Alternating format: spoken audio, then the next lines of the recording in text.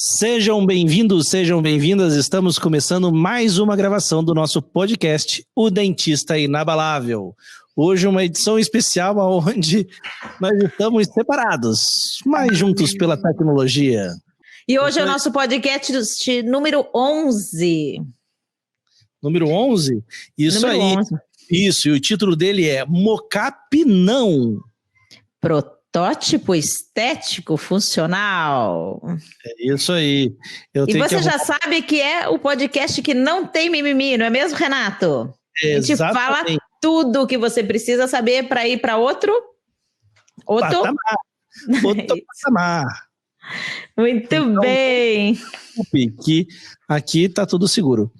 Então nós vamos começar hoje com mais um podcast. Hoje é uma situação diferente, que a gente está um pouquinho longe um do outro, mas que nem a gente falou, a tecnologia nos aproxima. E você pode acompanhar depois a transmissão desse podcast nas principais plataformas, aonde você quiser, aonde você se sentir mais confortável. Por exemplo, ela está em todos os nossos programas gravadinhos lá no Spotify.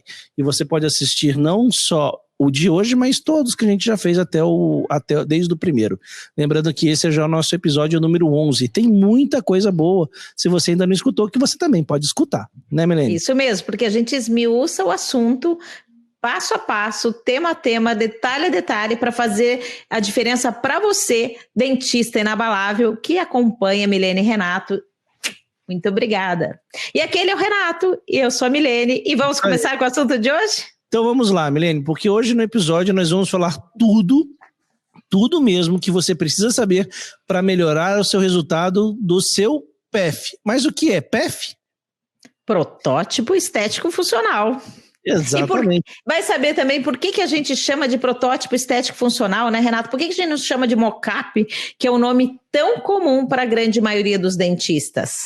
Exatamente.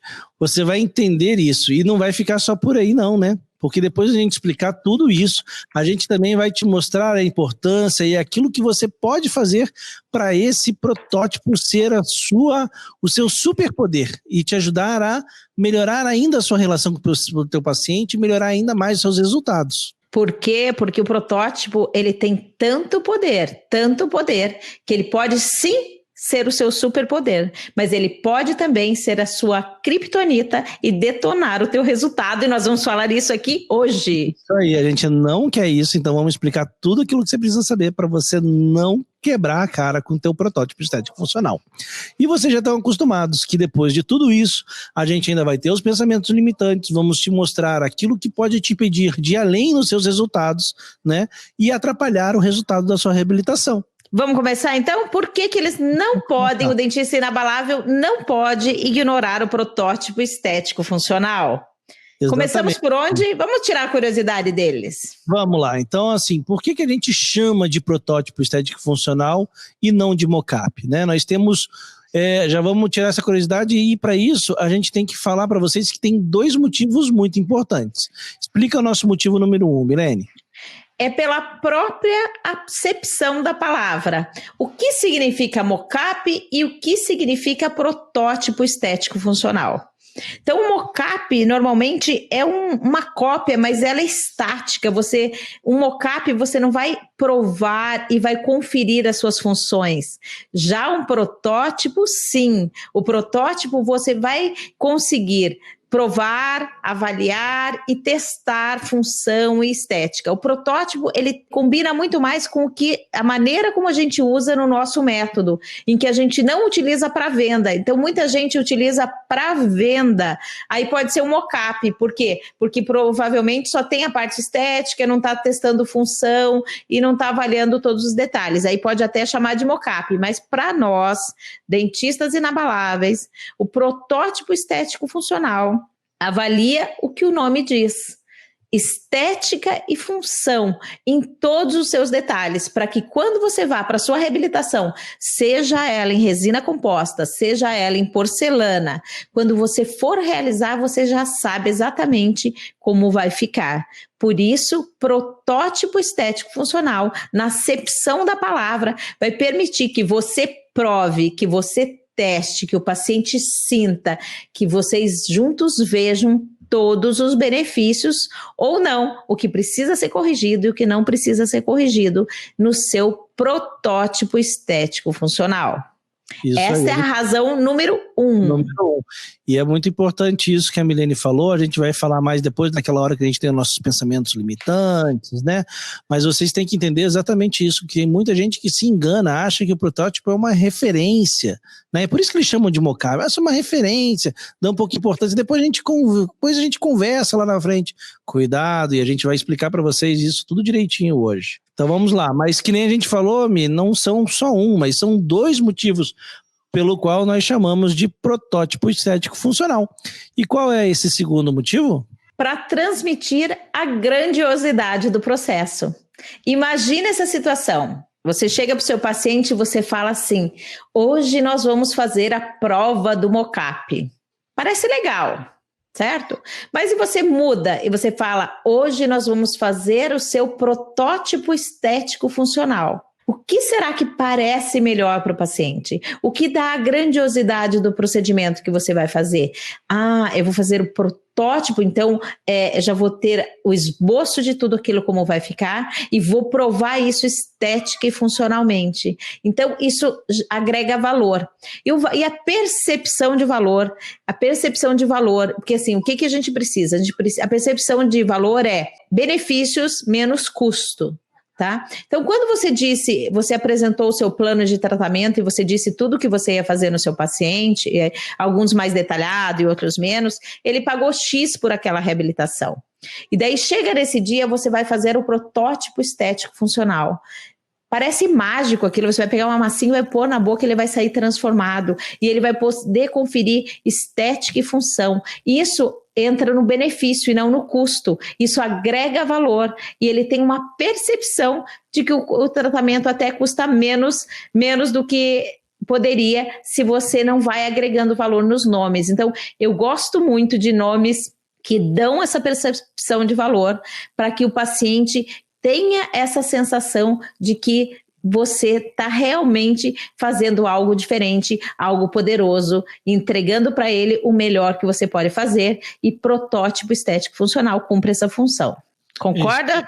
Não, se eu concordo, essa aqui é a parte de agregar valor realmente é muito importante. Na verdade, qualquer relação comercial, né, você precisa entregar valor junto com o seu produto. Se você não entregar valor, né, aí a percepção do caro e barato vai acabar te deixando mal. Vai afetar, não é, Renato? Então, isso é perceptível em cada momento, em cada gesto, e são nos detalhes, certo? É no detalhe que ele vai perceber. Qual é o meu objetivo quando eu fecho um orçamento, ou quando eu vou fazer um tratamento? Que o único momento que ele pense no valor e tenha a impressão é caro, é barato, vale ou não vale, é no momento dele aceitar o plano de tratamento. Depois disso, ele tem que esquecer que tem preço e só seguir curtindo o processo e a jornada. E esses detalhes, né, que agregam valor, ajudam justamente isso, né? O paciente, ele esquece. Renato, é muito interessante isso na periodontia. Eles vêm com aqueles nomes de enxerto que não tem nada a ver uma coisa com a outra. A gente tem tudo que rever esses nomes para que aquilo dê uma sensação melhor. Agora, porque assim, a gente falou assim, tem vários porquês, né? A gente falou o nosso primeiro porquê, que é a questão do nome, mas também tem aquele porquê que a gente comentou antes ali no início, que é o quê? O protótipo estético funcional, ele pode ser um aliado muito grande, ele pode ser o seu superpoder. Aquele paciente que está indeciso, que está com dúvida, né? Ele vai, na hora que ele chegar e visualizar todo o potencial da reabilitação que você vai realizar nele, esse é um dos grandes agregadores de valores, né? Então isso vai ser um superpoder, porque realmente ele vai se sentir poderoso, ele vai se empoderar já imaginando a próxima reabilitação. Agora, se você não tomar alguns cuidados, que são cuidados básicos, para realmente você tirar o máximo desse protótipo, de você conseguir entregar realmente algo fiel, fidedigno àquilo que você vai realizar depois, aí você pode jogar tudo por água abaixo. Aí, em vez de você ter um superpoder, esse pode ser a sua criptonita, ou seja, você pode realmente pegar a tua reabilitação, todo aquele teu tratamento e ter um risco muito grande de perder tudo, perder o controle do paciente, né? perdeu o controle do perdeu a confiança dele. A confiança, então é muito importante isso. Então, imagine o seguinte, na grande maioria das vezes, quando a gente vai fazer uma reabilitação, independente do material, a gente está falando de protótipo estético funcional, pode ser utilizado na TRI, o nosso método de reabilitar com resina composta, e pode ser usado também na porcelana. Eles são fundamentais. Então, você vai fazer uma reabilitação, você vai alterar forma do dente, você vai alterar tamanho, você vai alterar a cor. Então, aquele paciente que tinha um sorriso tímido vai ter um sorrisão.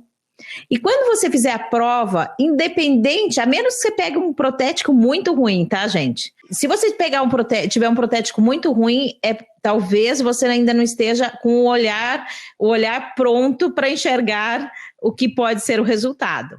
Mas se você tem um enceramento razoável e você prova, deixou grande aquele sorriso, trouxe volume, preencheu o lábio, mudou. Nossa, você olha, você já se apaixona. Quando a gente começa a fazer o protótipo estético funcional, a gente se empolga muito nesse momento, certo? Então você se empolga quando você vê. Se empolgou, mostrou para o paciente se empolgou, ferrou. Porque você já não vai mais conseguir enxergar, você tem que dar um passo atrás, tirar a emoção para que você consiga enxergar o que você precisa enxergar. Por quê? Porque o enceramento, o protótipo esconde muita coisa. O protótipo engana. Quem já fez e já sabe que muitas vezes, por exemplo, não tem black spaces no protótipo, aí quando você vai realizar lá a porcelana, não consegue fechar. Ele altera o perfil de emergência muitas vezes, se você não for criterioso e você não avaliar isso, aí tá tudo bonito, tudo homogêneo, simétrico, e o que acontece quando você vai realizar o tratamento? É uma impressão falsa, né, de simetria, de tudo, esse que é a questão. Você tem que ter, nesse momento, aquele negócio lá, você tem que ter gelo no sangue, você tem que estar frio. Você é um analista, né? Você está analisando a situação. Você realmente, a emoção do paciente, você ter uma empatia com ela, isso sempre é muito importante. Você poder utilizar essa emoção do paciente até ao seu favor, isso também é muito importante. Agora, você nunca pode esquecer desse detalhe, que é o quê?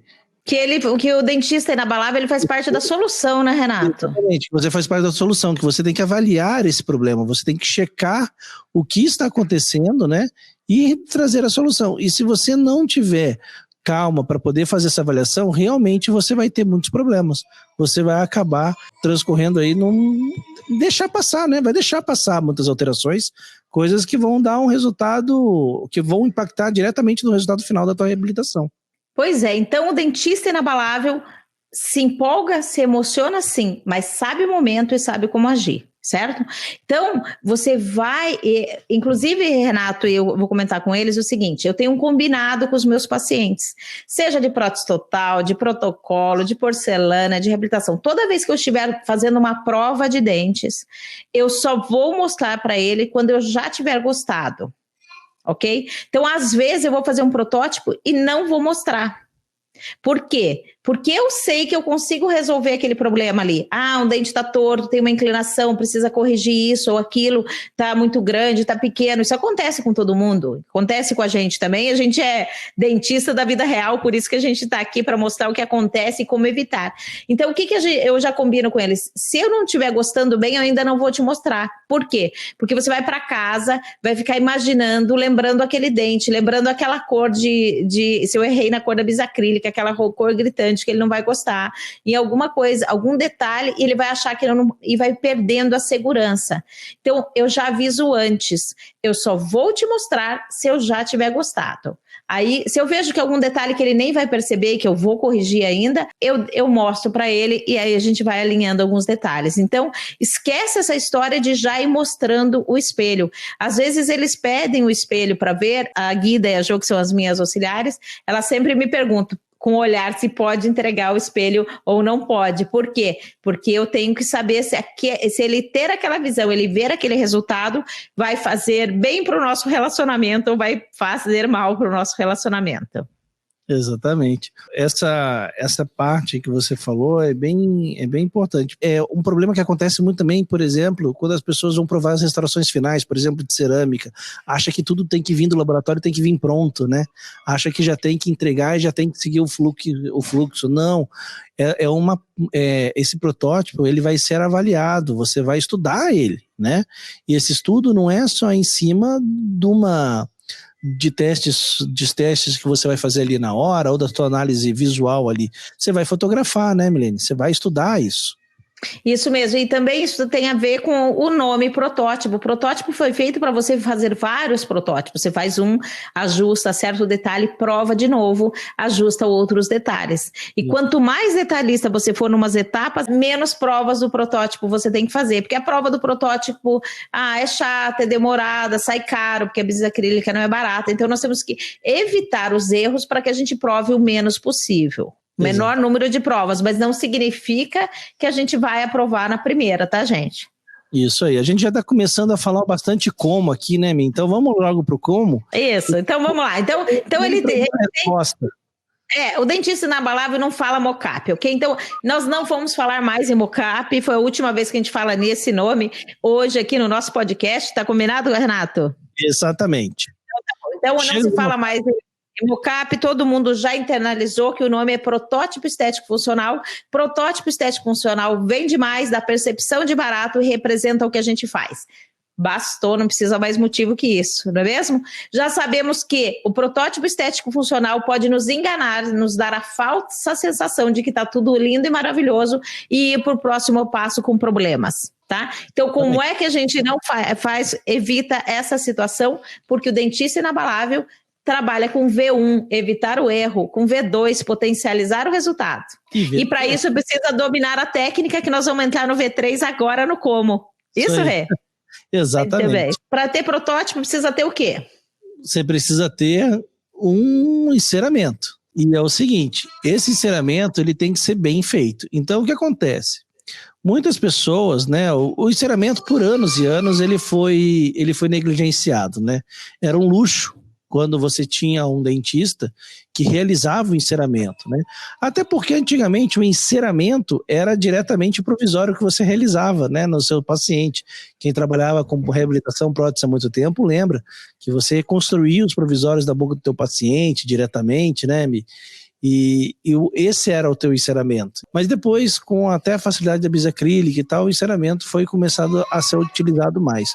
E você vê pessoas hoje em dia ainda usando esse enceramento como se fosse uma ferramenta inferior, como se ela não tivesse que ser exatamente aquilo que a gente vai executar, mas sim algo levemente parecido, só para ter uma ideia. Não, ele não pode. Para ter uma ideia, a gente faz, de certa maneira, hoje o Tops Vision, né, Renato? Que dá ideia, né? É bem mais que uma ideia, mas você já tem uma etapa anterior que isso. O enceramento tem que ser o enceramento. O enceramento, ele já tem que ser, até porque a gente está falando de tudo isso, porque a gente fala da TRI, né, Mi?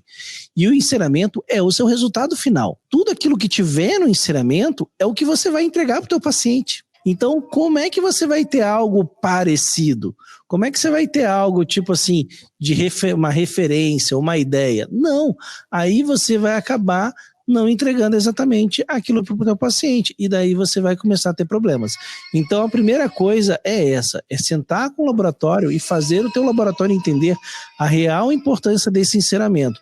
O como ele tem que ser perfeito, como ele tem que estar bem acabado, bem lisinho, bem polido, seguindo tudo aquilo que você planejou, todos os princípios estéticos, com anatomia, com texturas, ameias direitinho, porque se você não tiver isso, você não vai reproduzir na boca do teu paciente e você não vai ter como ter certeza o resultado que você vai ter. E para isso, Renato, nós temos um grande auxílio que é o PDF com orientações ao laboratório. Então ali tem todos os detalhes, como é que a gente precisa que seja feito, como é que ele deve até montar o articulador, está tudo ali em detalhes.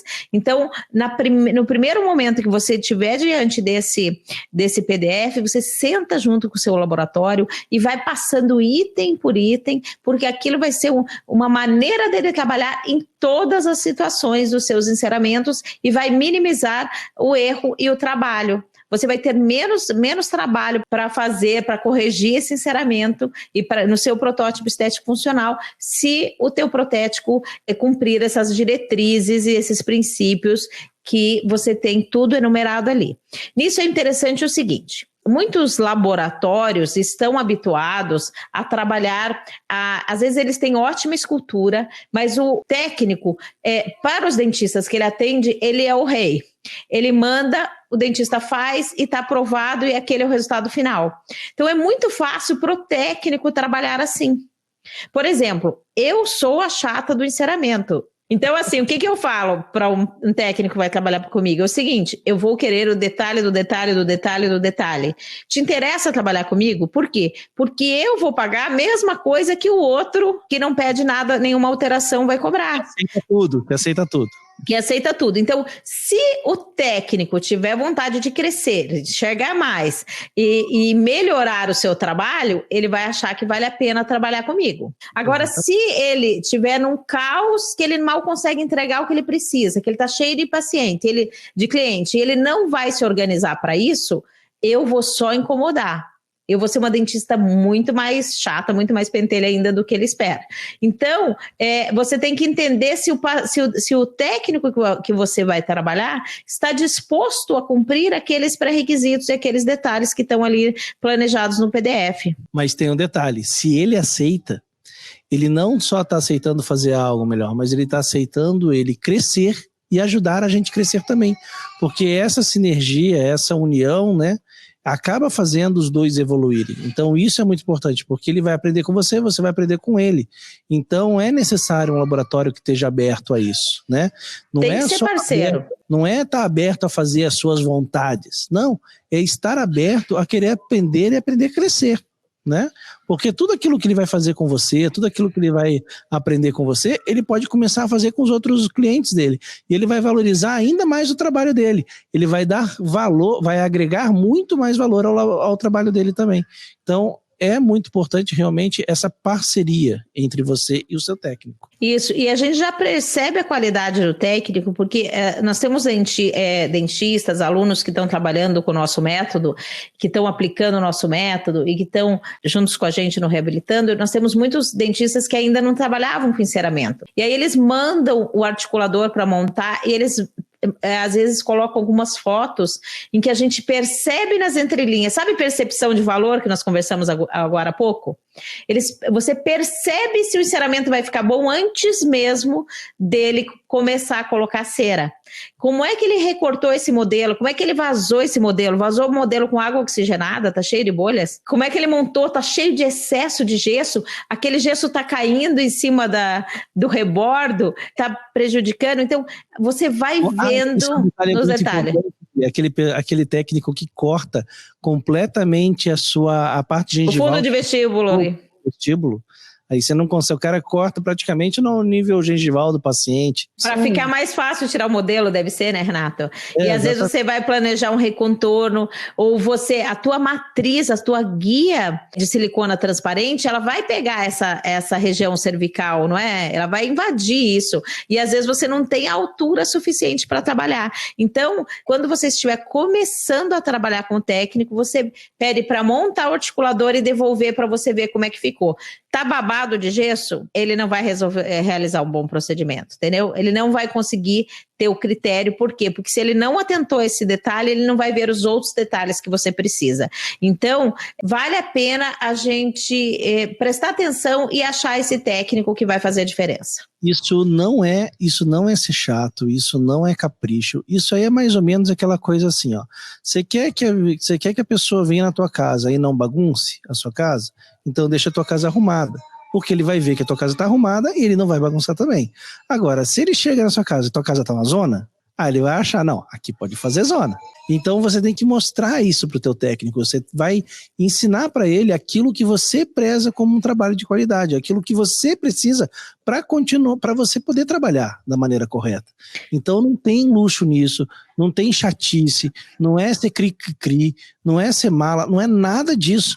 É você mostrar aquilo que você precisa para trabalhar. Se você não tiver essa liberdade de dizer como que você precisa trabalhar, aí realmente essa parceria não funciona. É melhor procurar outro. Porque não tem motivo para o técnico não querer atender os seus clientes de forma individual, atender os seus clientes de uma forma adequada, né, de acordo com a necessidade de cada um. Não é todo mundo igual, cada um tem uma necessidade. E outro detalhe, Renato, você falando da história da casa, não adianta você também querer exigir que esse gesso venha lindo e maravilhoso, que a montagem seja perfeita e seja tudo bom, se você mandou uma moldagem mal moldada, sem detalhes, com material ruim, deixou ficar muito tempo lá, já distorceu, já está soltando da moldeira o material, ou está cheio de sangue, né? Em algumas situações você manda moldagem com sangue, que cuidado você tem com o seu técnico. Então, você quer que ele tenha o cuidado do detalhe com o seu tratamento. Ele é um parceiro, tá? E outra coisa, eu acho que já ninguém mais faz isso. Se vier errado, não põe a culpa no seu técnico, para o seu paciente, porque você é responsável por aqueles parceiros que você traz. Ele é seu parceiro. Se errou, bora assumir junto. Não é que na hora de acertar eu acerto sozinho, na hora de errar errou ele. Não é assim. É isso mesmo. Todo mundo acerta, todo mundo erra. Então nós estamos falando do como. Agora era para como deve vir esse enceramento, né, Renato? Bem bonito, bem acabado, bem polido, seguindo as diretrizes que você anotou, inclusive a questão de preparos. Tem alguns técnicos que vão desgastando os dentes aleatoriamente para construir cera. Tem uma coisa que você não colocou aí, que eu lembrei agora, porque a gente estava falando da moldagem, né, que é fundamental para ter um bom protótipo, que é a moldagem que ganha o jogo, né, Mi? A moldagem que ganha o jogo. Então entrou agora na qualidade da moldagem, falou tudo, Renato. Porque, assim, principalmente se a gente for trabalhar com a TRI, né, o método de reabilitar com resina composta, a técnica da resina inabalável, nós precisamos copiar as cervicais muito bem copiadas. Mas também, se você for fazer um tratamento em porcelana, deveria fazer a moldagem que ganha o jogo. Por quê? Porque ela corta o excesso na cervical. E aí você fica muito mais fácil e você não fica em dúvida onde é que acabou o enceramento e onde que não acabou. Isso. Então, o como começa lá, não é, Renato? Começa lá. Isso. Começa lá na moldagem. Tem várias dicas dentro da moldagem, mas uma que eu vou passar aqui para vocês, que é bem bacana, ajuda bastante, que é o uso do fio retrator, né? Usar o fio retrator para fazer a moldagem ali de canino a canino. Isso é muito importante, isso é fundamental para você ter uma boa moldagem para o seu enceramento sair perfeito. Renato, vamos complementar e vamos deixar essa dica bem poderosa para quem ainda não está acostumado ou tem dúvida. Então vamos lá. É o seguinte, você vai utilizar, para ter a moldagem que ganha o jogo, vai utilizar o fio retrator. Vai trabalhar um fio só, não dois, não é? É um fio só, tá? É diferente de uma moldagem convencional, né? Uma moldagem, por exemplo, de preparos, tá? Então, o que você vai fazer? Você vai pegar um fio retrator, tá? Aí você vai ver o tamanho desse fio, depende do sulco do paciente, mas a maioria das vezes acaba sendo ou o fio 3 zeros, né, 000, ou o 00, o 2 zeros. Agora, se esse sulco for muito profundo, você pode até pegar um fio maior, tá? Quando você for colocar esse fio, você vai colocar ele de canino a canino. Você vai colocar apenas um fio. E quando eu falo um fio, não é só porque é um fio, não, mas é um fio contínuo. Você não vai colocar um fio dente a dente, você vai fazer ele contínuo, de distal de um canino a distal da outra. Por quê? Para ficar mais fácil de você remover ele. Sem pressionar a papila, né, Renato? Deixa uma voltinha mais alta. Uma voltinha mais alta. Então você vai colocar com campo seco, né? Então o paciente que você vai fazer o molde, se você quiser um molde de qualidade, você tem que lembrar que o silicone de adição é um material hidrofóbico. Ele tem algumas propriedades para poder tentar torná-lo mais amiguinho da água, né? Mas ele não é, ele é hidrofóbico. Então, se você tiver um paciente que tem problemas gengivais, que tem muito fluido saindo da gengiva, você não vai conseguir moldar direito. Então, o ideal é que você tenha saúde, né? Isso é uma questão biológica importante, prévia a qualquer tratamento. Então, você precisa ter saúde. Tendo saúde, você pode manter esse campo seco na hora de colocar o fio. E sem fazer pressão, você vai colocar esse fio com toda a delicadeza, mas você não precisa colocar o fio inteiro dentro do sulco, você vai colocar metade do fio só. Ele fica metade dentro do sulco e metade fora. Por quê? Porque o que a gente quer é provocar um afastamento horizontal, é que esse sulco abra e não retraia, né? A gente não quer a retração da gengiva, a gente quer que ela abra. Ele vai cumprir a função do segundo fio quando você faz uma moldagem convencional de duplo fio, não é, Renato? Deixando metade exposta. Exatamente. Então é um fio só que você colocou, aí você vai fazer o quê? Você vai fazer a remoção do... Aí você vai fazer a primeira parte da moldagem, a gente faz moldagem de 2 passos, geralmente, e na hora de você fazer o passo da silicone fluida, você vai molhar esse fio para você não desepitelizar a gengiva, né? Porque a gengiva do sulco, porque se você puxar o fio seco, vai começar a sangrar. Então você molha o fio, remove esse fio do sulco, seca bem, e daí você insere o material fluido, e a tua moldagem você vai ver, vai ficar outra moldagem essa de estudos. Isso, e o que? De trabalho, né? De trabalho. É que a gente vai... A gente vai vazar 2 modelos e vai ser uma de estudos de trabalho, vamos dizer assim, pode ser, né? E aí, isso. Então, por que é importante isso? Porque o técnico sabe onde acaba o dente. Então, ele não vai pôr cera sobre a gengiva. Então, isso é fundamental para você ter um protótipo de qualidade, que a gente chama de protótipo estético funcional. Uau! Tá? Não pode ser ops, olhou, ops, deu errado. Não, tem que ser uau! Brilhar os olhos. Isso aí que a Milene falou é bem legal, porque realmente ele parece, você vê que na hora que você faz a muralha, né, que ele tem tipo um biquinho na cervical. Então ele vai lá e corta o excesso da bisacrílica, ela sai com muito mais facilidade. E quando você for fazer a tua terrinha com a resina, ele faz a mesma coisa, né? Ele ajuda a cortar a resina e definir aonde termina a tua resina e aonde é excesso. Isso é muito legal, né? Isso ajuda bastante, dá um resultado realmente... Então, o nosso protótipo estético funcional precisa ter a moldagem que ganha o jogo, que é essa moldagem com fio retrator, como o Renato ensinou. Para isso também, nós precisamos ter um arco facial bem tirado, com as referências estéticas. Também. Exatamente. Certo? Então, o arco facial, ele nos dá 3 referências, ok? Ele nos dá o plano antero-posterior, que é o plano estético que a gente vai buscar. O plano horizontal, que a gente mede em posição de canino, se é inclinado ou não.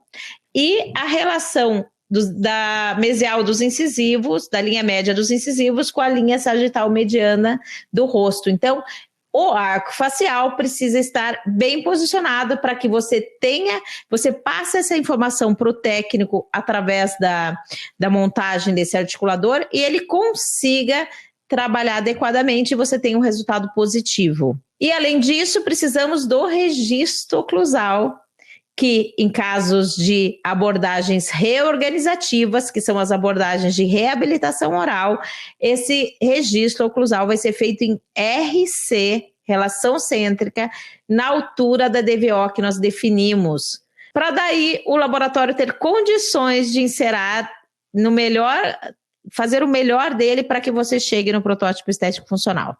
Faltou alguma coisa nesse quesito? Não, né? Eu acho que é isso. Então, vamos lá.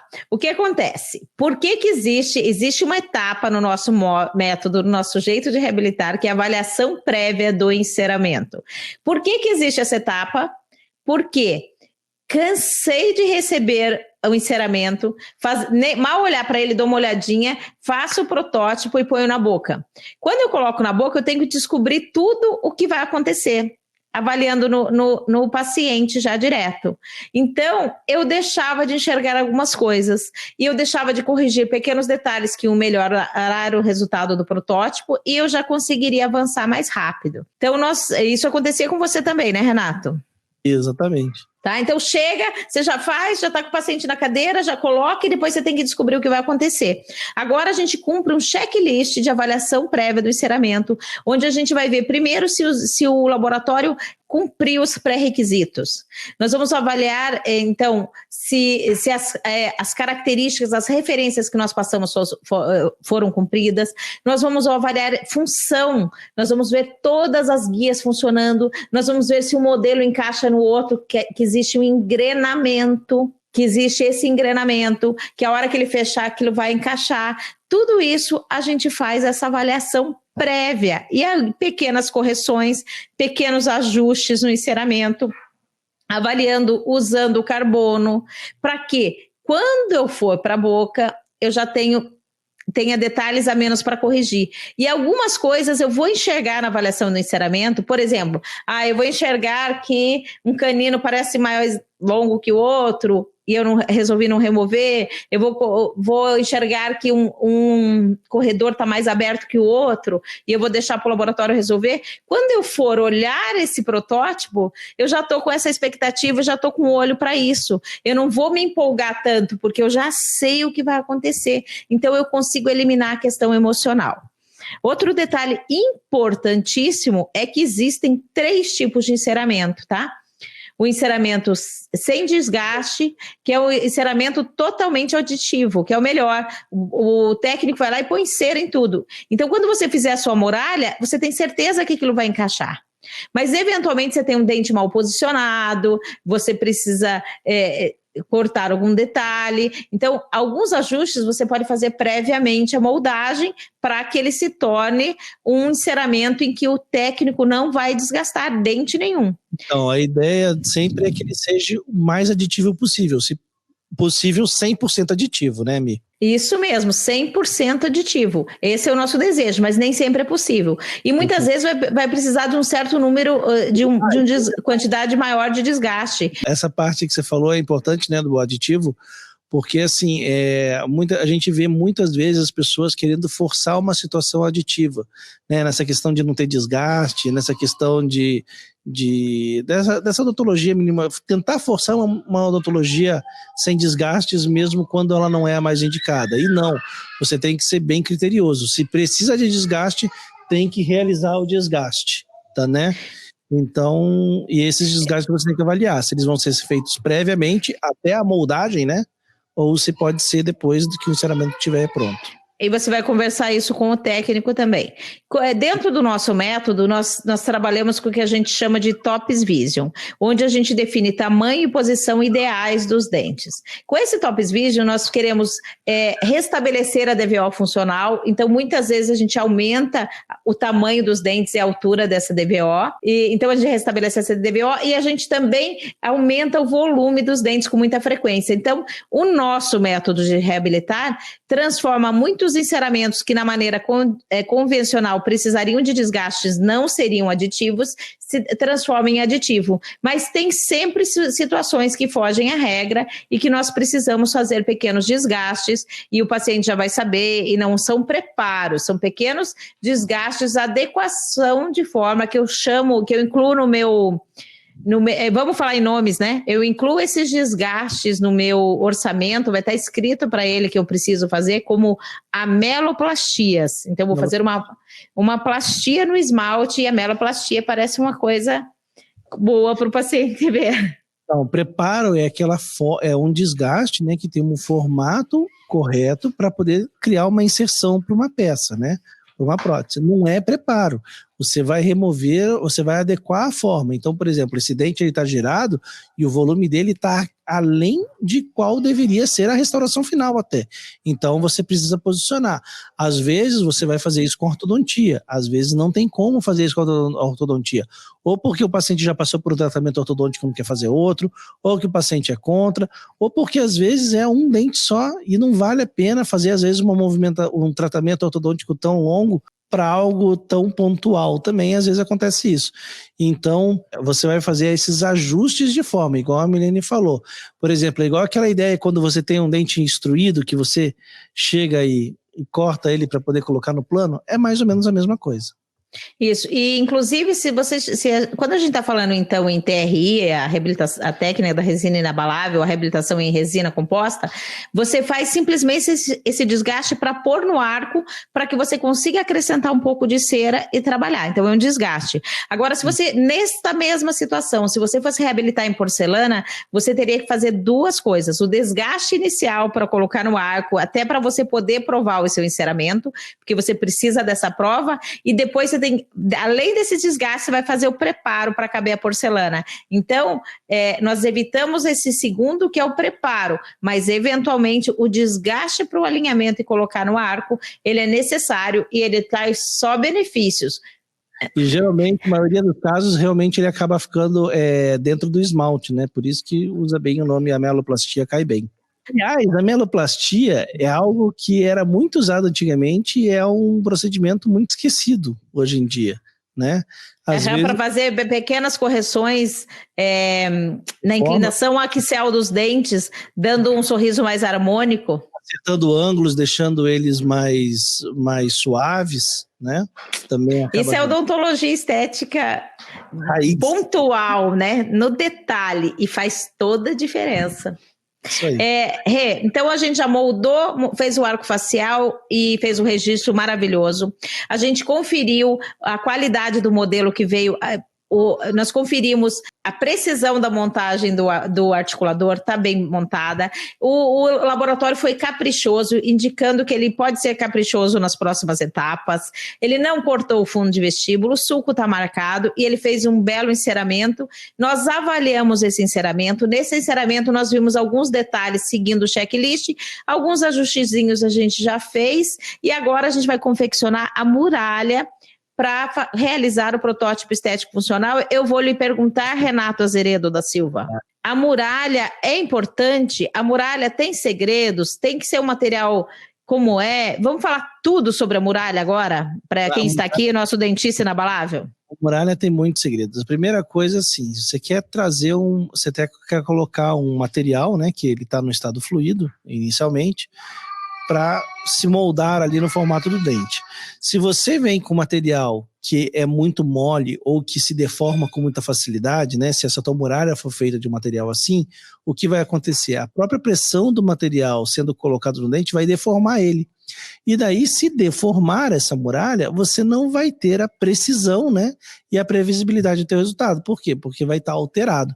Então, a muralha ela precisa ser feita de um material rígido, de preferência. Rígido, nem falo de preferência, eu acho que é o correto. É fundamento. É o fundamento, é um material rígido e com uma espessura o suficiente para poder diminuir as chances de distorções. Então essa distorção, por exemplo, pode ser o quê? Você coloca material e essa muralha, ela acaba ficando pressionada e ela não fecha direito no dente, ela fica meio aberta, ou seja, você vai ter um volume maior às vezes no resultado final. Né? Ou às vezes ela pode não assentar completamente e você vai acabar aumentando o tamanho dos dentes, né? Mudando ali o plano. E a resina bisacrílica, ela é uma resina densa, né? Ela vai pressionar e vai deformar. Então precisamos do material rígido e na espessura suficiente. Tem um material. Não, e fora tudo isso, ele ainda tem que ser capaz de copiar todos os detalhes para transferir isso para a boca. Porque também não adianta você ter todo um enceramento. Um enceramento detalhado e você não copiar adequadamente. E aí não transferir isso para a boca do teu paciente, ele não vai visualizar, né? Então, a grande questão de todo esse negócio de ser um protótipo, né, que nem a Milene falou, é realmente ele reproduzir aquilo que vai ser feito da maneira mais fiel possível. Certo, então a gente precisa, material faz diferença, concorda? Material faz diferença. Exatamente. Então, para você ter um excelente protótipo estético funcional, você precisa de uma excelente muralha. Para ter uma excelente muralha, você precisa ter o material certo. Qual é o material, Renato? Você que é o homem dos materiais e que não gasta à toa, por isso a moldagem é feita em silicona de adição, a gente esqueceu de comentar? A gente acho que comentou rapidinho, mas... Isso, e agora a muralha? E a muralha a gente faz com silicone de laboratório, que é o Zeta Labor. É um silicone que tem uma alta dureza, mas que ainda assim consegue, já ele sozinho já tem uma capacidade de cópia. E se você usa ele junto com um fluido de silicone de adição, por exemplo, o Oron Wash, né? Que é parente dele, que é da mesma fábrica, né? Que é da mesma marca, na mesma fábrica, né? Aí você consegue ter ainda a reprodução de detalhes com fidelidade, tudo aquilo que você precisa. Então esse seria o material ideal, o Zeta Labor. E trabalhando sempre com espessuras maiores, né, Mi? Nunca fazendo um Zeta Labor fino, uma muralha fina. Você sempre vai fazer uma muralha ali que tem pelo menos os 3 milímetros de espessura. Mas, então, para o marcada superior, Renato, a gente pensando do marcada pequena por uma grande, no mínimo a gente vai usar umas 4 porções, não é? Acho que dá mais ou menos isso, no mínimo umas de 4 a 6 porções, eventualmente 7 numa situação muito... O marcada inferior geralmente dá 4, às vezes no superior eu acho que é mais comum dar 5. Então, mas assim, no marcada pequena você vai usar... no mínimo 4. Então não pense que... Por isso tem que ser também um material que não seja tão caro. né? Porque você vai repetir essa muralha algumas vezes. Outro detalhe, como é que a gente vai fazer com que essa muralha, Renato, copie fielmente cada detalhe, que copie até a textura de superfície, que copie as ameias? Tem um segredo para isso? Tem dois, acho que são dois os segredos principais deles, né? Primeiro, tem essa questão tem a questão do aquecer o material, né? Então, o que acontece? Antes de você manipular com o catalisador, tá? A sua base, o teu Zeta Labor, o que você vai fazer? Você vai manipular um pouco ele, você vai aquecer ele na sua mão, manipulando mesmo, você vai manipulando. Você vai vendo que ele vai ficando, que ele vai diminuindo a viscosidade dele, né? Ele vai ficando menos viscoso. Você segura assim, você vai vendo que ele vai ficando esticando, ficando mais elástico. Não é mais elástico, não é a palavra, mas ele vai ficando menos viscoso realmente. Então, como você vai diminuir essa viscosidade dele, o que vai acontecer? Ele vai entrar melhor em contato com a superfície do enceramento. Então você vai ter uma fidelidade maior de cópia. Quando você faz isso, você também acelera um pouco o tempo de presa dele e você também consegue aumentar um pouco a rigidez dele final. Então isso ajuda bastante. Outra coisa que você vai fazer é o uso da panela, né? Aquela panela eliminadora de bolhas. Exatamente. Então a panela eliminadora de bolhas, ela entra nessa hora também. Porque o que acontece? Quando você coloca um material como esse silicone dentro da panela, tá? Ele vai conseguir deixar ele mais duro, ele mais rígido, né? Ele vai deixar isso, a pressão interna dentro da panela com o ar comprimido vai conseguir jogar esse material melhor contra a parede, contra os dentes encerados, então vai copiar mais os detalhes e também vai diminuir a bolha, vai deixar o material mais denso. Tá? Então essa rigidez, a resistência dele com essa fidelidade de cópia, isso vai melhorar muito a qualidade final do seu protótipo. Tá? Então é muito importante isso. Você vai colocar o fluido junto com o pesado, né? Tudo junto ali no modelo, dentro da panela, e o resultado final vai ser uma muralha muito mais fiel, fazendo a cópia exata de tudo aquilo ali, né? E também vai ser uma muralha que vai ter uma alta rigidez para poder diminuir a chance de distorções. Muitas vezes a gente vê muralhas que são extremamente rígidas. Quando você olha, você vê a rigidez espessa na vestibular, mas a incisal está muito, muito baixa, daí ela cede. Não é? Então ela tem que estar com volume na vestibular, na incisal, oclusal e na palatina, ok? Então você vai distribuir isso muito bem. Então temos uma muralha, Renato, vamos remover da panela e vamos recortar essa muralha. Para começar a recortar, você precisa de uma lâmina bem afiada, tá? Então uma lâmina bem afiada pode ser tanto um bisturi como uma lâmina de bisturi, a gente recomenda a lâmina 11, ou mesmo você pode utilizar um estilete, mas tem que estar bem afiado, porque senão você não vai conseguir cortar com precisão. E você precisa cortar esse enceramento mais perto dessa cervical, para diminuir a quantidade de excesso e ter uma fidelidade maior. Você vai fazer um recorte acompanhando esse desenho cervical dos dentes por vestibular. Mas não vai na cervical, né, Rê? Não vai. Um pouquinho, fica uma distância bem pequena ali meio milímetro, quase ali, de distante. E daí o que você vai fazer? Na palatina tem muita gente que também faz, também na palatina, para ajudar a remoção dos excessos. Se você faz uma muralha bem espessa, o excesso ele já fica muito fino e já possibilita uma remoção desse excesso palatino com muita facilidade, sem precisar fazer esse recorte na palatina, que é um pouco mais difícil de ser feito por esses contornos cervicais serem menores, né? Durante esse corte também, é bom você recortar o último dente, aquele que não é encerado, aquele que é uma base para a gente ver se está bem adaptado, na sua metade. Então, por exemplo, geralmente a gente não encera o segundo molar. Não é que a gente não faz a reabilitação no segundo molar quando ele é necessário. Não, ele vai ser habilitado também. Vai receber uma prótese, ele vai ser necessário.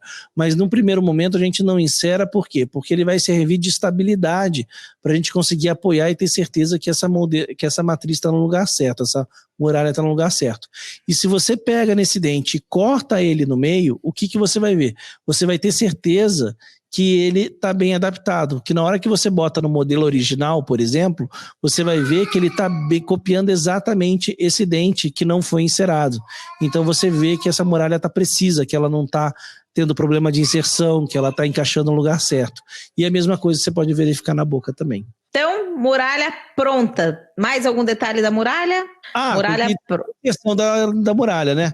Antes de começar a botar aquele bisacrílica, você tem que ter certeza que ela está entrando de uma maneira tranquila na boca, que não está machucando o paciente, né?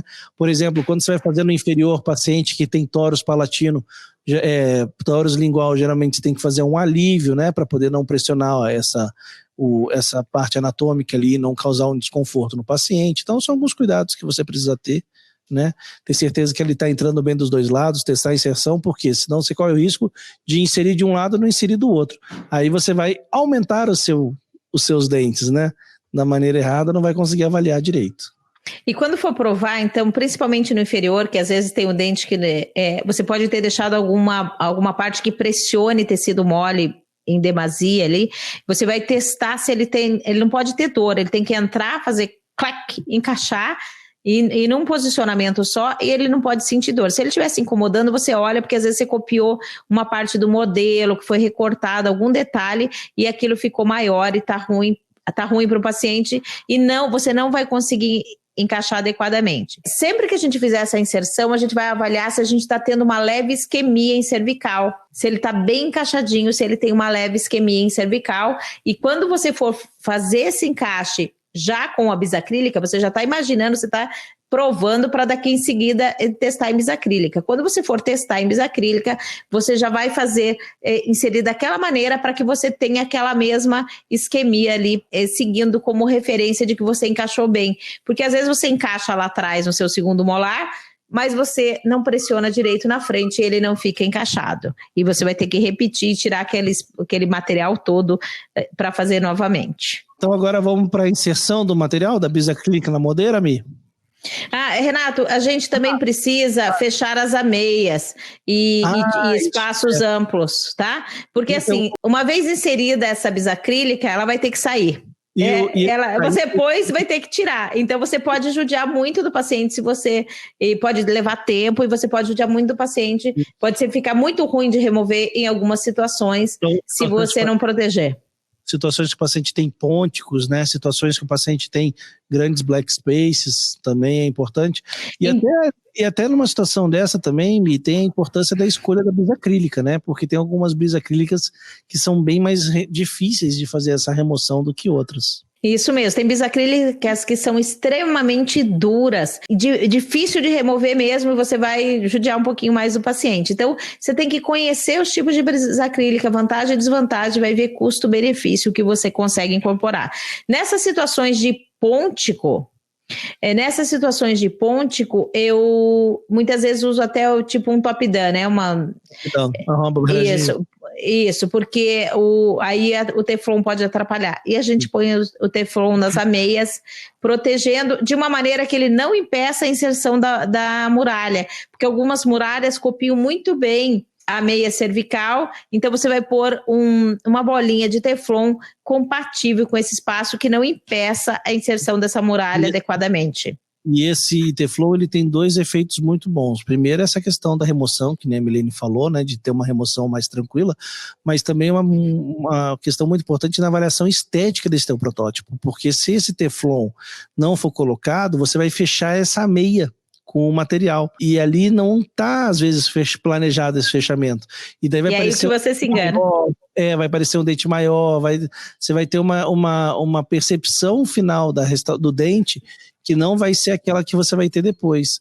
Então, fazer a remoção dessas ameias, remover bem isso, é importante, e nesses casos que você tem grandes ameias, grandes black spaces, tem esses espaços negros mesmo, o Teflon vai te ajudar muito a não ter esses excessos e daí fazer essa adaptação e esse acabamento direitinho. Agora a gente pode começar a pensar na bisacrílica, certo? Então nós vamos escolher a bisacrílica. Houve um tempo que a gente tinha duas marcas no mercado praticamente, né, Renato? Quando a gente começou era ProTemp e Structure. Era o que a gente tinha para trabalhar. E agora não, agora a gente tem muitas marcas, algumas mais parecidas com ProTemp, outras mais parecidas com Structure e outras também. Então a gente tem muitas opções. O que muda nessas bisacrílicas? Essa dureza que vai facilitar ou vai dificultar a remoção de excessos, ela vai ficar mais quebradiça logo, vai dificultar isso. Algumas características de textura de superfície, algumas mesmo que você segure a muralha, que ela esteja espessa o suficiente, ela sai meio rugosa, ela não tem, às vezes, a mesma qualidade, e muito a questão de cor. E a cor é importante, porque agora é o momento em que você começa a pensar em cor da sua reabilitação. Você já tem uma noção. E essa cor da reabilitação tem muito a ver com o emocional do paciente, certo? Porque muitas vezes eu gosto de fazer dentes claros, luminosos, branco, um B1 até um BL4, mas com profundidade, com os detalhes que dão mais naturalidade. Mas isso não significa que o meu paciente tem o mesmo gosto que eu, tá? Eu já atendi um paciente, eu fiz dois casos. A primeira reabilitação cerâmica, ela pediu branco Sandy Júnior. Você tem ideia de quanto tempo faz isso? E um outro que eu fiz há alguns anos, que ele queria branco Neguinho do Borel. Então, eu tenho que entregar isso. E isso tem a ver com personalidade do paciente. Então, nisso eu já vou pensar a cor da bisacrílica, porque ela sempre vai ficar mais opaca do que eu vou fazer. Mas eu já tenho que ir vendo, essa cor tá boa ou não tá boa, então eu tenho que entender. Tem resina bisacrílica A2 que parece A1. Tem resina bisacrílica A2 que parece A4.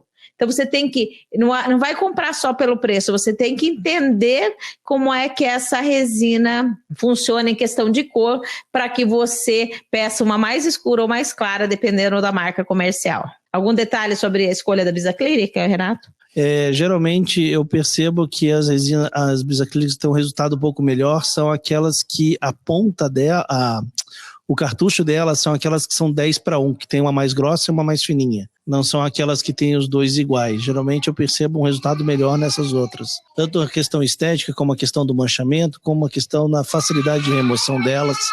Geralmente eu percebo um melhor resultado nessas que tem o catalisador e a base diferente. Você vê lá, é um grosso e outro mais fino, e não os dois do mesmo tamanho. A pistola já é diferente, né? E daí a pistola também acaba sendo diferente. Uma boa dica então, Renato. Show. Então, acho que é isso sobre a bisacrílica. Agora nós precisamos inserir a bisacrílica na muralha. Essa inserção, a gente tem um método nosso de fazer essa inserção. Nós cortamos a ponta misturadora, corta levemente, porque ela tem uma pontinha fina. E você vai pressionar aquele material, ele vai sair de pouquinho. Logo depois da parte da mistura, né? Sem remover a parte da mistura. A parte da mistura tem que ser mantida. É naquela parte que ela vai ficando mais fina, você corta ali no meio. Por quê? Porque a hora que você apertar, ele vai ter uma pressão maior e vai mais volume. Porque às vezes às vezes o paciente tem uma arcada bem grande e você tem que inserir bastante resina, porque essa quantidade de resina depende do tamanho, do tanto que foi encerado. Né? Se você teve que pôr muita cera, você vai pôr muita resina. Então, isso você também tem que prestar atenção. Nesse momento, você vai ter o modelo sem cerar e o modelo encerado. E você vai comparar e vai ver quanto de cera foi colocada. Então, você precisa ter essa noção de quanto você precisa pôr de bisacrílica. Às vezes, você precisa pôr tanta bisacrílica que você vai pôr por aquela pontinha fina, não vai nem dar tempo de você trabalhar. Quando você for levar para a boca, ela já vai estar tomando presa. Já vai estar tomando presa, aí não vai assentar direito. Então, cortamos a ponta e agora a gente vai inserir em tiros. O padrão de você inserir bisacrílica é você inserir de maneira contínua, essa é o que a gente aprende, de maneira contínua. Então, você vai com a pistola de maneira contínua, preenchendo dente a dente e vai preenchendo. E vai preenchendo até que você tenha toda ela preenchida para levar na boca. No nosso método, além da gente ter aquela espessura, a gente vai dente a dente dar um tiro em cada dente. Isso faz com que eu empurre um pouco mais essa bisacrílica para dentro, principalmente para pegar as arestas distais e mesial proximais incisais, que às vezes ficam aquela bolha. É isso? Exatamente, aí você vai diminuir a chance de falha. Então é assim, uma inserção que vai diminuir o número de bolhas, que vai fazer com que ele preencha melhor, que é um detalhe. Eu gosto de, daí, quando faz essa inserção da muralha na boca com a bisacrílica, de manter isso, né, sob pressão na boca o tempo todo, né? Eu gosto de igual moldagem, segura na posição. Apesar de a gente ter feito uma muralha bem grossa e ela praticamente não se movimenta, ela tem uma certa rigidez, né? Ela tem um tipo de qualidade, mas eu gosto de manter em posição durante todo o período ali que a gente está esperando a bisacrílica tomar presa. É isso, porque assim, a bisacrílica, quando você começa a movimentar, Então, por exemplo, você está com o dente aqui, você pôs a muralha. Você começa, se ela começa a se movimentar, ela vai ficar toda rugosa.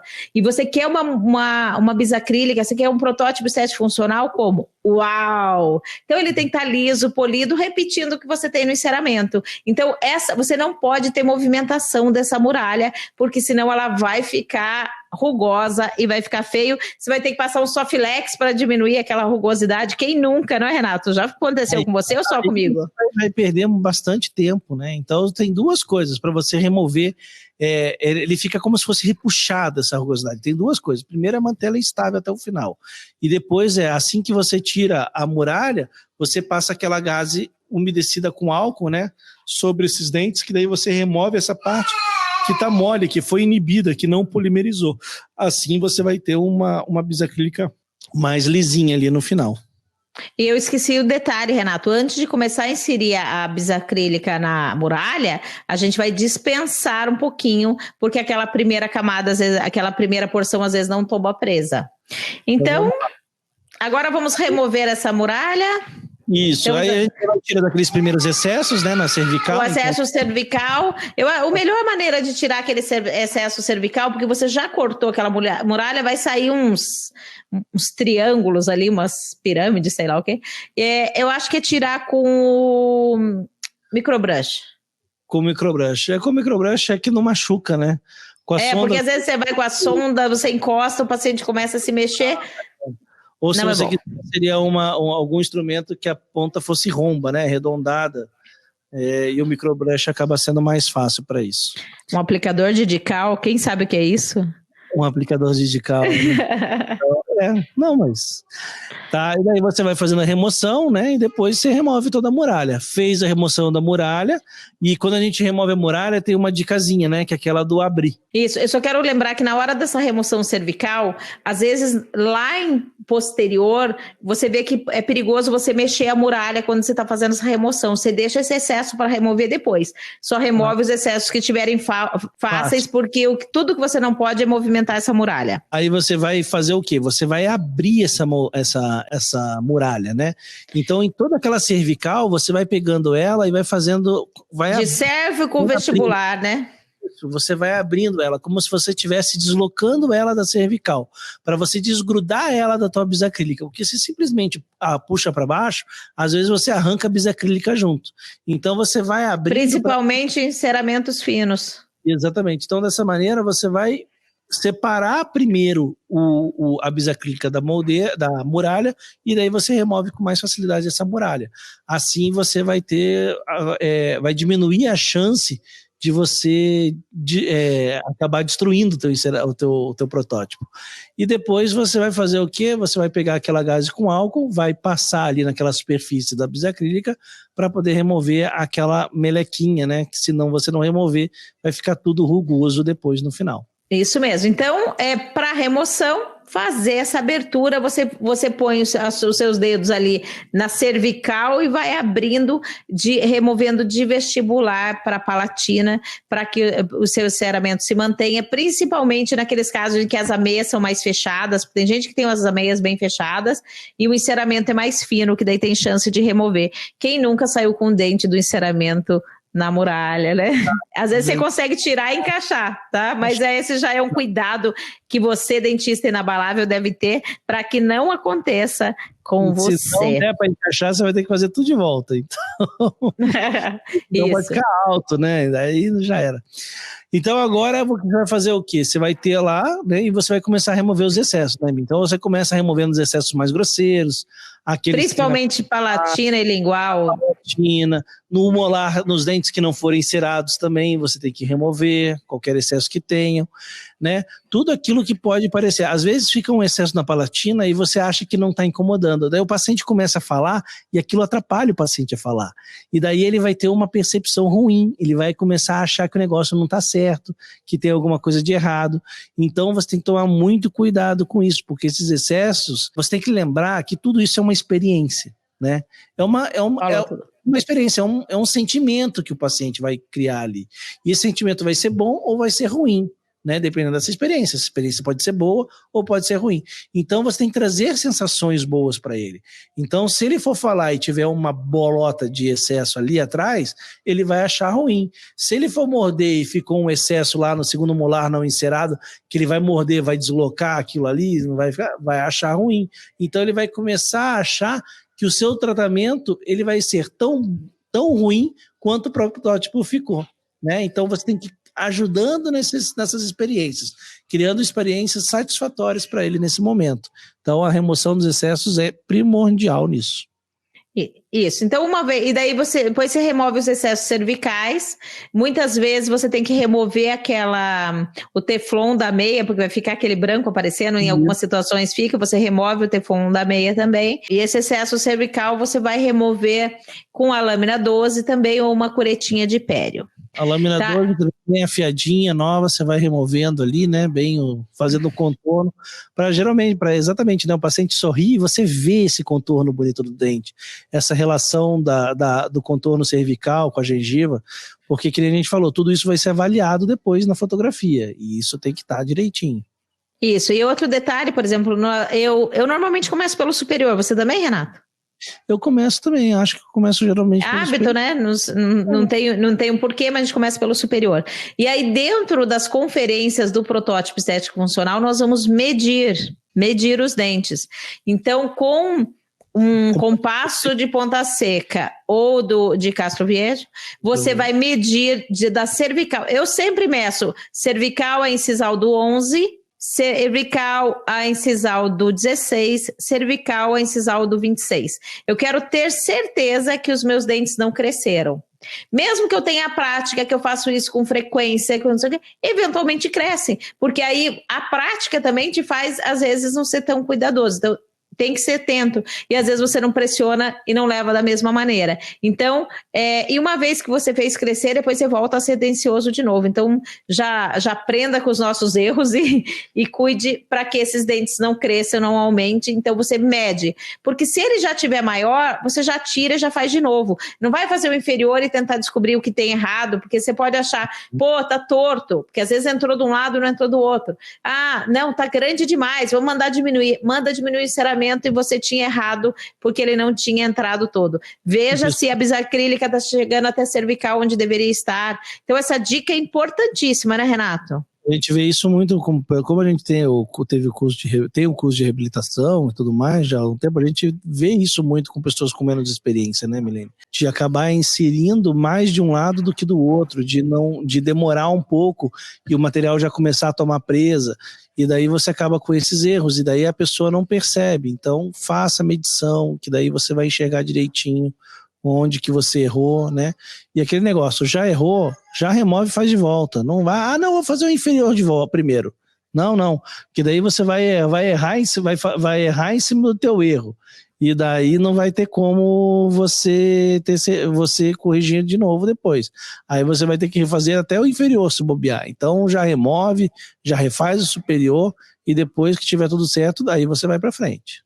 Isso, então alguns detalhes que o corte da ponta, a inserção em tiros, tudo isso para ser mais rápido. Você insere muito mais rápido com essa ponta cortada, para que você diminua a chance de erro, V1, diminuir a chance de erro, e diminuir a chance de dele tomar presa antes de você inserir na boca. Então, já tem os resultados também, V2. V2 também. Então, bora lá, medir, tirou, mede no enceramento, você pode até deixar medido e anotado já o tamanho, se você quiser, porque senão você vai medir o enceramento, medir na boca, medir no enceramento, medir na boca, e algumas situações é bem ruim de medir. A gente mede tanto o superior quanto o inferior, e às vezes o fundo de vestíbulo é baixo, é ruim de medir, principalmente o inferior ali, às vezes é meio chatinho, mas é importante para que você tenha a certeza, para que você possa fazer a sua análise do protótipo estético funcional adequada, sem ter nada indicando que tem erro. Agora, mesmo assim, às vezes ainda pode acontecer uma bolinha ou outra, né, Mi? Ah, sim, acontece. Mesmo você fazendo em tiros, imagine se você não fizer. Se tiver uma bolha maior, ou as incisais não estão bem legais, né? Porque às vezes não fica, você faz, às vezes você já faz de volta. Agora, se for um dente, por exemplo, você pode fazer uma muralha no seu enceramento, uma muralha palatina, e acrescentar utilizando essa muralha. E se for pequenininhos pontos... Mas tudo isso quando for pouco, né, Mi? Se não faz de novo, tá, gente? Não aceite aqueles... Às vezes falha lá na cervical do canino, sabe? Faltou material. Aí você vai pôr a resina, fica com outra cor, você vai fazer a foto, você não sabe se o enceramento tá ruim ou é a resina que tá contaminando. É um passo muito importante, então capriche, dentista inabalável. Isso. E daí a gente vai fazer... Na hora que terminou, você fazer a sua avaliação, você vai estudar, aí você vai ver se dá ou não para mostrar para o teu paciente, que nem a Milene falou. Se ele ficou meia boca, não mostra para o seu paciente, porque isso vai ser um tiro no pé. Isso vai ser sua criptonita. Você vai acabar desmotivando o seu paciente, você vai dar uma experiência ruim para ele. Então, não mostra ao paciente se o negócio já ficou mais ou menos. E daí você vai fazer a avaliação e você vai fotografar, né, Mi? Vai fotografar. Renato, e a gente escreveu tudo, mas a gente vai lembrando de mais detalhes. Como a gente fez uma avaliação do enceramento antes, eu sei exatamente como é esse engrenamento, eu sei se está tocando relação cúspide fossa que eu desejo, ou se um lado tá mais para vestibular, mais fechado, eu sei se tem toque em caninos, em centrais, se essas guias estão ok, se está tudo certo. Quando eu fizer o protótipo superior e fizer o protótipo inferior, eu vou pedir para o paciente ocluir. Eu já medi, eu vou pedir para ele ocluir. Aí, se eu vejo que está com um toquezinho diferente, eu vou lá e ajusto, porque pode ter uma diferencinha que seja pouca. E em seguida, ele já tem que encaixar como estava previsto no meu articulador. Porque senão, a montagem pode estar errada ou o registro podia estar errado. Porque às vezes no articulador está tudo certo e aqui tem um espaço, não está tocando anterior ou está diferente. Então, aí nós temos que descobrir que diferença é essa. Exatamente. E daí vamos fotografar e fazer a análise novamente, pedindo as alterações para o laboratório. Aí as fotografias, a análise é igual fosse um paciente em situação inicial, né, Mi? Você vai fazer todas as fotos. Você vai Faz avaliar. Uma série um pouco menos completa, né, Renato? Sempre quando a gente pula alguma coisa, você acaba pedindo para fazer as fotos de volta. Então não adianta, faz tudo de uma vez, ué. Cuidando muito com o posicionamento do paciente, tá? Não adianta querer que o paciente inclinado você avaliar essa posição. O paciente assim. Então, cuida com a posição do paciente, que eu acho que é o maior erro. Porque iluminação, você deixa um pouquinho mais escuro, um pouquinho mais claro, você trabalha até. Né? O Renato sofre aí, talvez, com o meu comentário. Mas posicionamento do paciente você não corrige, tá? Exatamente. Você sempre no mesmo nível do paciente, não vai tirar uma foto de cima ou de baixo. É fácil muitas vezes para quem está começando a fotografar, você saber se o dentista é baixinho ou se o paciente é alto, ou se o dentista é alto e o paciente é baixo, porque esse posicionamento é muito comum de ter o erro. Isso aí. Então vamos lá, Mi. Então, chegamos... O como é isso, né, Renato? Mais algum detalhe? Eu acho que não. Pessoal, agora vamos para o terceiro bloco do nosso podcast Dentista Inabalável. Pensamentos limitantes. O que te impede de obter o melhor resultado no protótipo estético funcional, e esse melhor resultado não vai chegar na reabilitação, vai refletir na reabilitação e você não vai ter a reabilitação como você imaginou. Quais são esses pensamentos limitantes, Renato? Começa lá. Vamos lá. Esquecer que você, que é dentista inabalável, é o grande maestro da reabilitação, aceitando tudo que o laboratório faz. Então, é aquilo que a gente falou. Quando a gente faz o nosso enceramento, a gente não pode tudo aquilo que vem é o que está pronto. Não, é um tratamento feito em conjunto com o seu laboratório.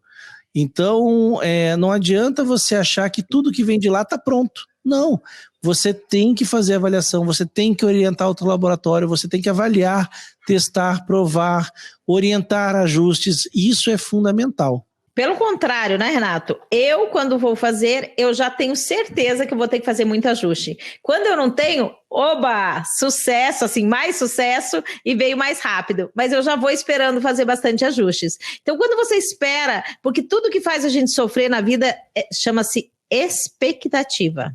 Você está esperando um resultado que não acontece.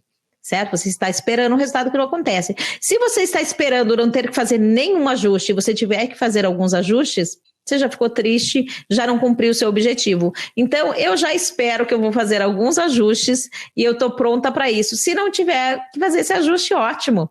Vou utilizar esse tempo de uma outra maneira, mas eu já vou esperando isso. Você também, Renato? Exatamente, isso aí mesmo. Tá? Então, esse pensamento limitante de achar que o que o laboratório mandou para você vai estar perfeito, se você quer ter o máximo do resultado, você saiba que não vai acontecer, tá bom? Então, às vezes, teu laboratório é muito bom e você tem um bom resultado, mas, como diz o ditado, o bom é inimigo do ótimo. Se você se contentar com o bom, você nunca vai chegar no ótimo. Então, avaliação do encerramento, avaliação do protótipo estético funcional, cuidados em cada detalhe é que vão fazer de você realmente um dentista inabalável e do seu paciente um grande indicador de pacientes, porque ele vai estar muito feliz e bonito, e todos vão perceber. Pensamento limitante 2. Então, não acredite que o seu laboratório fez é a palavra final. Você vai sim ter que alterar, você vai ter que sim que observar, e você vai ter que sim fazer algumas alterações. Se você não tiver, show! Mas vá preparado para isso. Esse pensamento limitante não pode fazer parte de você, dentista inabalável. Pensamento limitante número 2. Se envolver emocionalmente com o resultado do protótipo.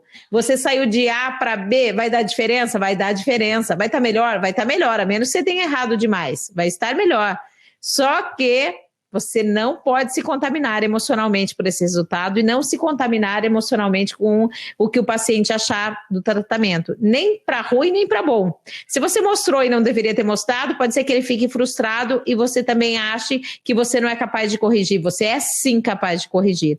Agora, se você se encantar e for para a próxima etapa, você vai trabalhar muito mais na próxima etapa ou você vai ter um resultado muito aquém do que você poderia. Portanto, pensamento limitante, certo? É se envolver emocionalmente com o resultado do protótipo estético funcional. Não faça isso, porque é tiro no pé na certa. Exatamente. Tem um pensamento limitante número 3, Renato. 3, que é acreditar que você não pode resolver os detalhes agora. Pensamento limitante número 3 é você achar que você pode deixar algum detalhe para ser resolvido depois. Você não pode resolver agora, então você pode deixar para depois, né? Isso é limitante. Isso é limitante. E daí você vai empurrando o problema com a barriga. E daí o que acontece? Esses problemas vão se somando, vão se aumentando, e você vai acabar tendo mais dificuldade ainda depois de acabar de solucioná-los, né? De resolvê-los. Isso. Então, em um tratamento reabilitador na odontologia, eu acho que em quase tudo que a gente faz na vida, quanto antes acontece o erro, mais importância ele tem no resultado final. Certo? Então, você está na fase de protótipo estético funcional, não jogue, porque esse erro vai ser maior lá na frente, você vai demorar para conseguir organizar. Se você não cuidou da função, você vai ter que depois buscar. Se você não buscar, o paciente vem te buscar depois, tá? Te puxa pelo pé mesmo. Então, esses são os pensamentos limitantes, aqueles que te impedem de ir para outro patamar, e nós precisamos de protótipo estético funcional. Uau! E para isso nós estamos aqui para ajudar você no seu dia a dia, né, Renato? Esse é o podcast Dentista Inabalável, e o que acontece, o que a gente erra, a gente já te conta, e o que a gente acerta, a gente conta também, tá tudo aí. Então é isso aí, nós fechamos o nosso podcast, né, de hoje. O nosso tema aqui do dia foi mocap, né? Mocap não, o nome é protótipo estético funcional. Essa é a forma correta da gente falar. Beleza? Então, e nisso muda completamente a forma de agir, a forma não só de você comunicar, mas todos os cuidados que você vai ter para entregar uma experiência melhor para o teu paciente, para ele poder realmente deslumbrar tudo aquilo que você vai fazer na tua reabilitação final. Isso mesmo. Então, nosso podcast número 11, então tem mais 10 lá aguardando você, se você chegou agora, se você ainda nos conhece, a gente vai esmiuçando passo a passo, detalhe a detalhe, tudo que a gente já cometeu de erro, que a gente já acertou e que a gente fez para deixar esse método redondinho para você. Então, beleza? Até a próxima. E enquanto isso, vai acompanhando nossos conteúdos aí no YouTube, no Instagram, nas nossas redes sociais. Maravilha? Tá bom? Beijo grande. Aí. Obrigado. Até a próxima. Até a próxima.